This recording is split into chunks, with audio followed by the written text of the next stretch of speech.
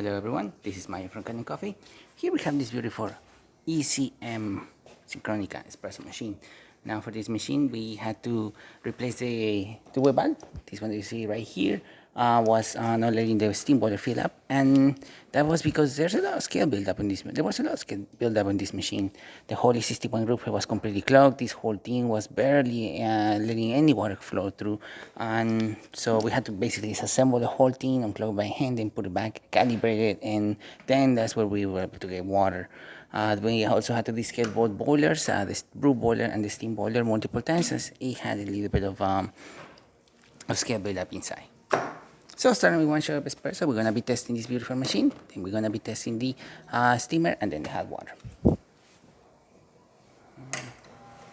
Now this machine has flow control, so we can slowly increase the flow. There you go.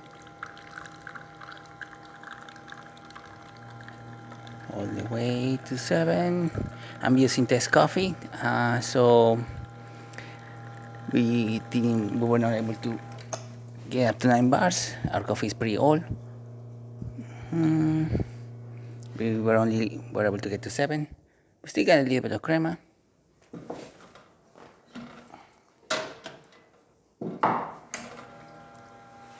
No flow over here, and flow increases as we move these back and forth.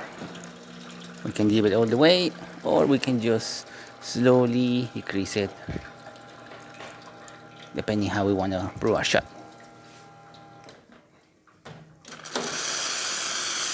Same for this machine, as you can see,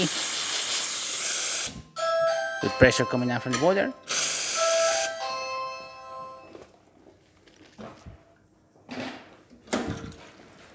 And hot water, as you can see, working perfectly fine.